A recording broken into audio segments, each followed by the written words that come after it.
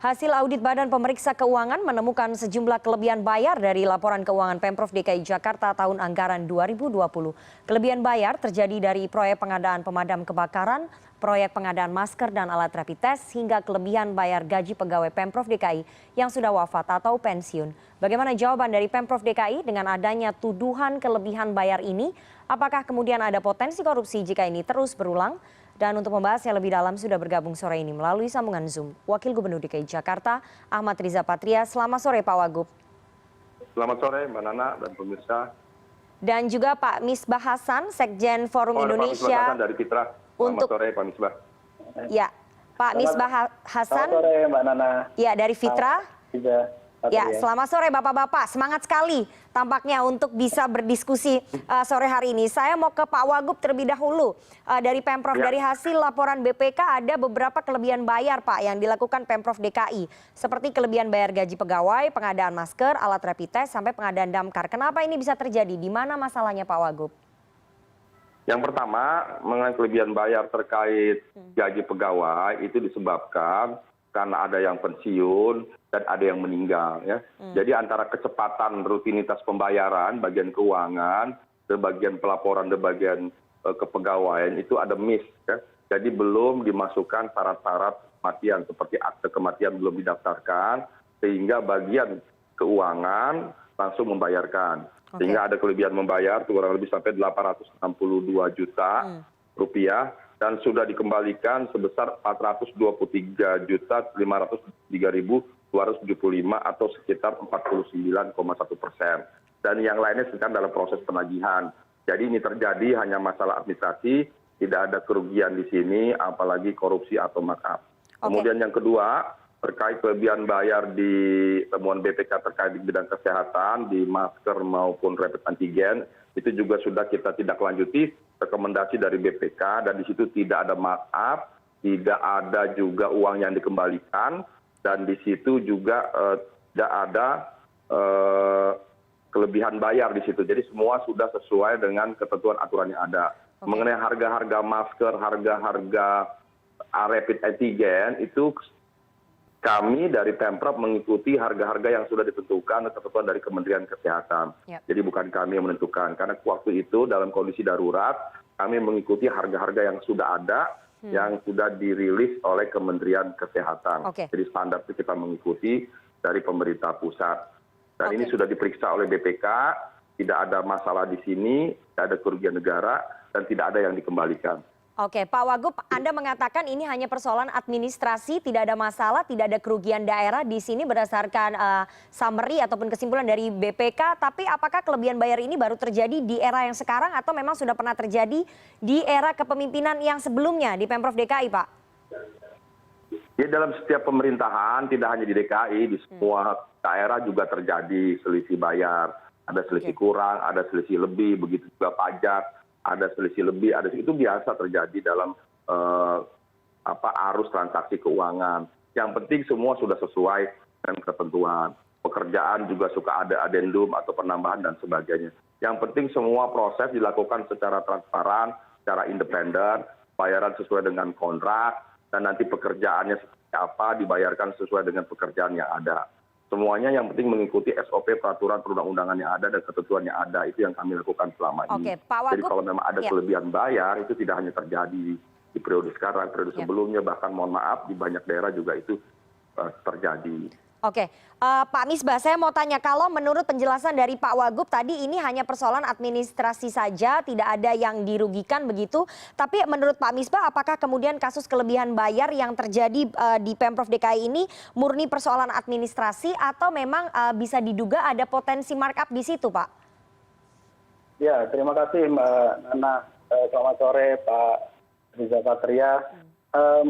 Jadi menurut saya karena ini sering terjadi ya, sering sekali terjadi di setiap tahun ada bahasa BPK adalah kelebihan bayar.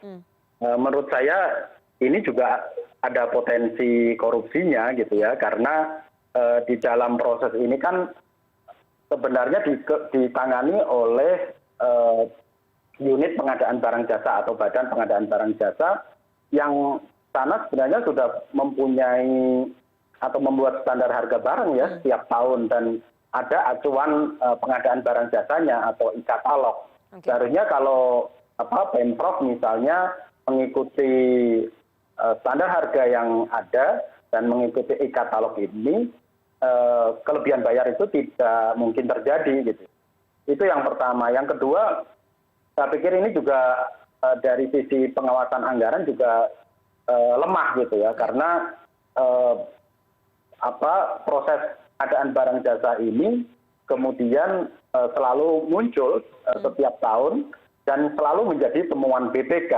Nah, kita tahu bahwa BPK ini kan melakukan auditnya dipetik gitu ya. Jadi tidak seluruh anggaran, tidak seluruh APBD itu diperiksa oleh BPK, tetapi melalui uji petik. Nah, ini ada kemungkinan potensi kelebihan bayar ini juga terjadi pada kegiatan-kegiatan lain selain yang muncul saat ini gitu ya, selain yang terkait dengan pembelian masker dan seterusnya.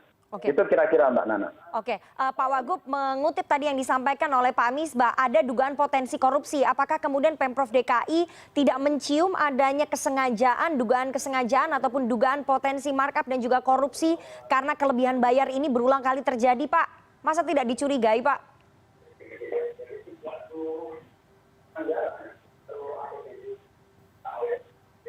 Pak Wagub? Ya gimana? Ya.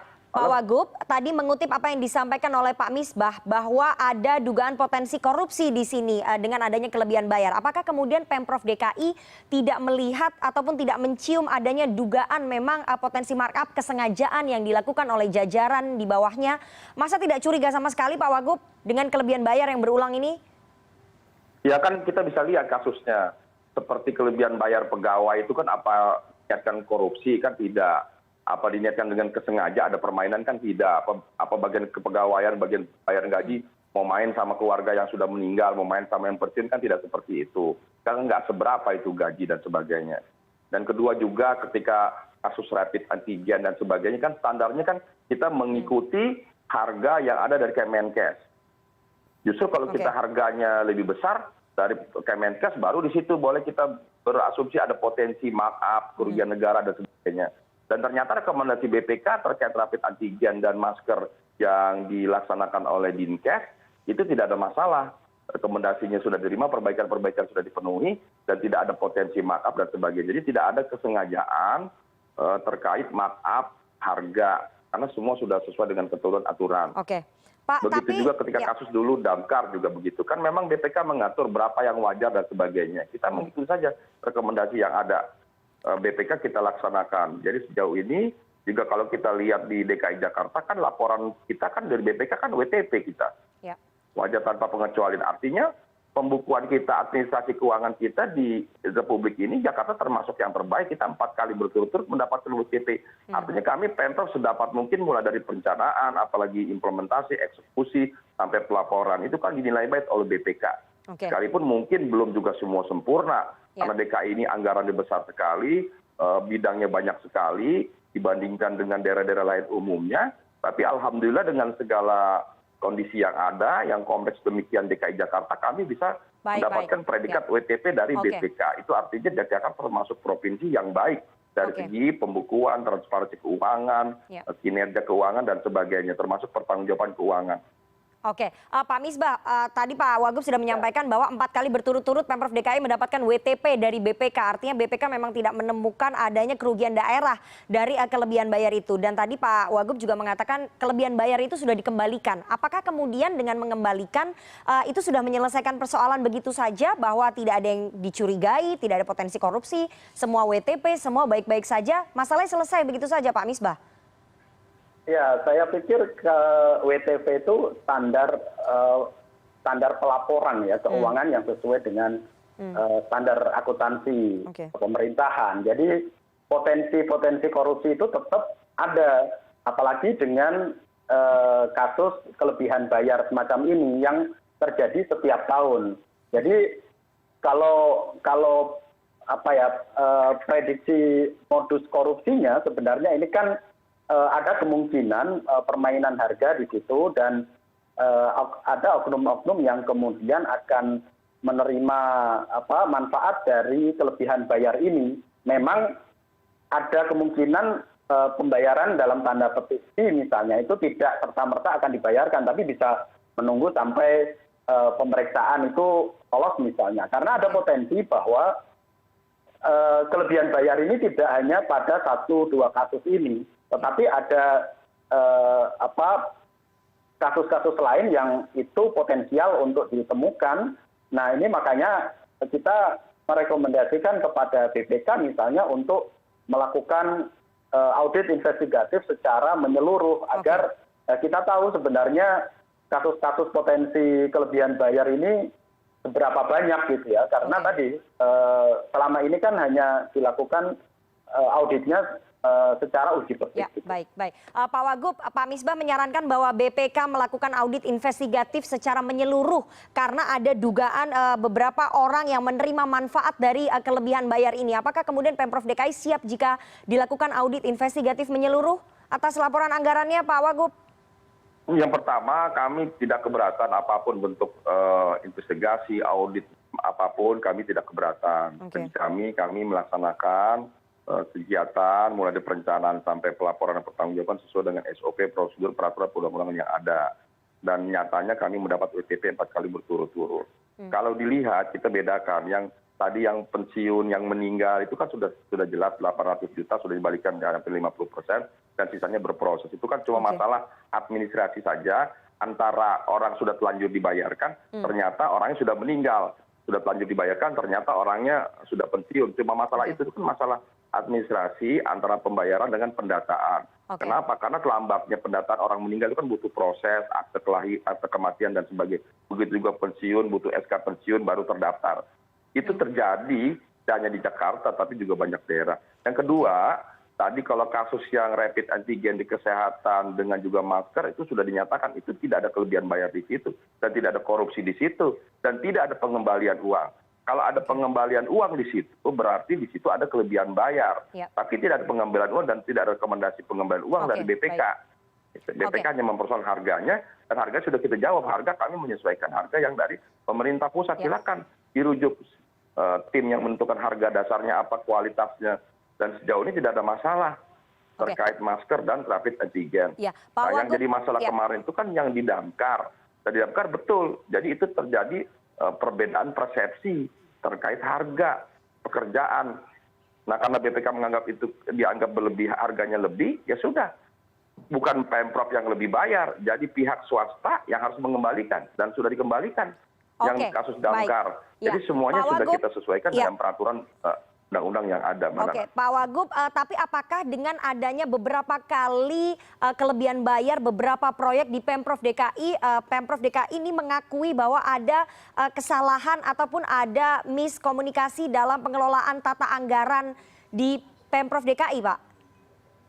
Ya, ada yang salah tidak di situ? Kalau ada kurang administrasi itu bagian dari kekurangan yang kita evaluasi dan kita perbaiki.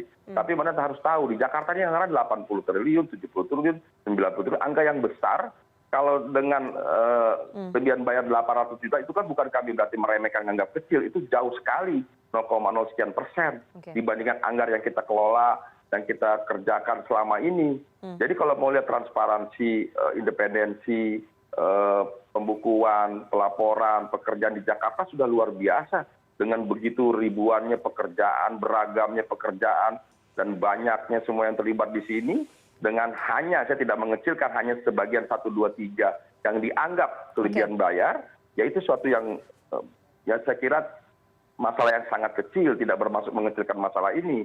Kita lihat nominalnya, masalahnya tadi cuma masalah pensiun, orang meninggal, kemudian tadi soal di kesehatan dalam kondisi darurat, dan itu sudah tidak sesuai dengan aturan ketentuan, dan kami bukan pada pihak yang menentukan harga lagi. Kami hanya menerima barang, pengadaan dan bayar sesuai dengan ketentuan dari Kementerian Kesehatan. Di mana kesalahan kami terkait rapid antigen dan masker dan sudah diperiksa BPK, tidak ada masalah, tidak ada kerugian negara, dan tidak ada kelebihan bayar, dan memang tidak ada yang dikembalikan uang. Oke, baik. Oke, terakhir Pak Misbah, dari hasil temuan BPK ini ternyata bukan hanya terjadi di DKI. Tadi Pak Wagub juga sudah mengatakan, kita harus fair ya Pak, menyebut ini juga terjadi di lembaga ataupun daerah lain. Itu hasil audit BPK. Apa yang salah dengan tata kelola anggaran pemerintahan di Indonesia, Pak Misbah? Singkat saja, waktu kita tidak banyak. Ya, yang pertama bahwa di proses pengadaan barang jasa ini kan ada yang namanya e-katalog. Itu yang seharusnya dijadikan acuan. Terus yang kedua, sebelum sampai ke pemeriksaan BPK, itu kan harusnya sudah dikoreksi, sudah dianalisis oleh internal auditor. Dalam hal ini APIP atau inspektorat ya.